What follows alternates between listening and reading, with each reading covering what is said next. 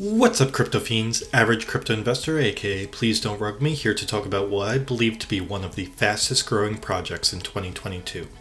Before we get started, nothing said in this video is financial advice, and you should always do your own research before investing in any project. If you do invest in a project, especially microcaps like this one, never invest more than you are willing to lose.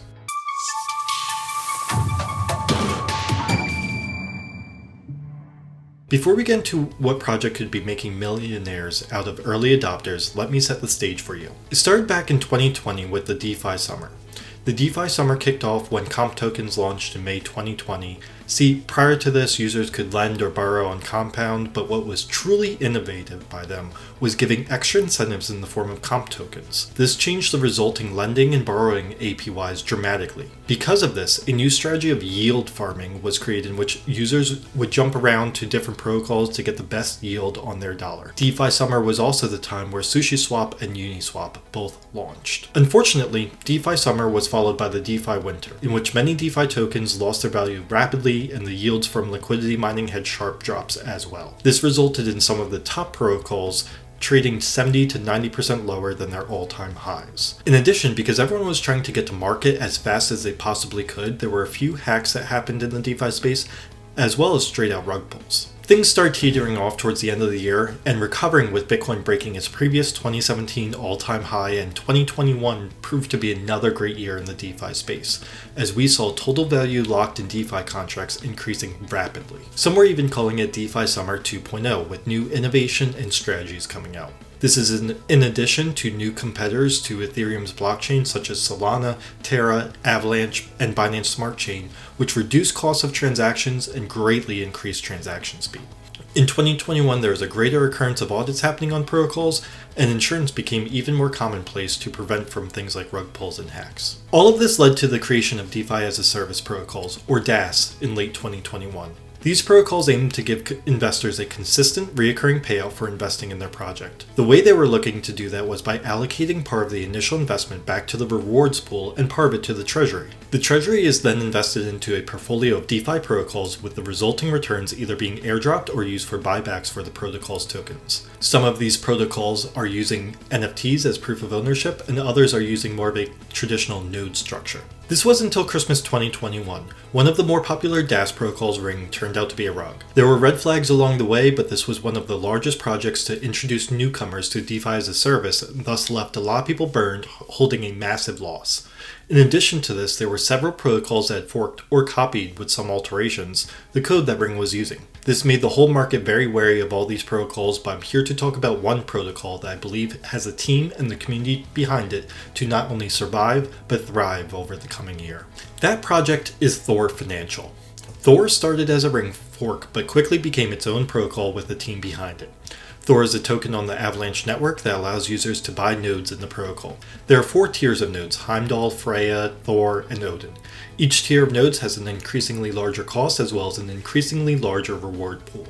Currently, the tiers are as follows. A Heimdall node will cost 1.25 Thor and give 0.02125 Thor daily. A Freya node costs 6.25 Thor and gives 0.13125 Thor daily. A Thor node costs 12.5 Thor and gives 0.33125 Thor daily, and an Odin node costs 78.125 Thor and gives 2.7335 Thor daily. When a node is bought, 70% of the Thor is transferred to the rewards pool, 10% is added to liquidity, and 20% is transferred back to the team for marketing, development, and investing. In addition to generating revenue through node creation, the protocol also uses a progressive claim tax in its current iteration. This results in a 10% claim tax on Heimdall, 15% on Freya, 20% on Thor, and 25% on Odin. 60% of this is being transferred to the buyback/treasury wallet, and 40% is being sent to the liquidity pool. The other interesting thing Thor is doing with the claim tax is dropping it to 1% when the ROI date hits.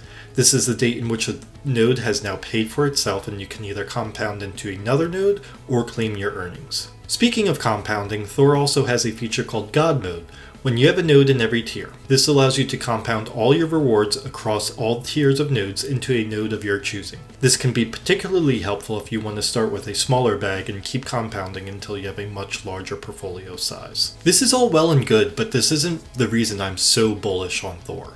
There are three particular categories that gave me conviction on this protocol. The first is the management team. The devs have joined a few AMAs and always seem to push out updates based off of community feedback and suggestions that they have received. There is a representative who goes by Loki or Nylok on Discord who hosts weekly AMAs on Thor's Day, answering questions from the Discord server. Not only that, but the mods and himself are actively answering questions in Discord channels throughout the week to make sure everyone knows what is going on and getting the help that they need.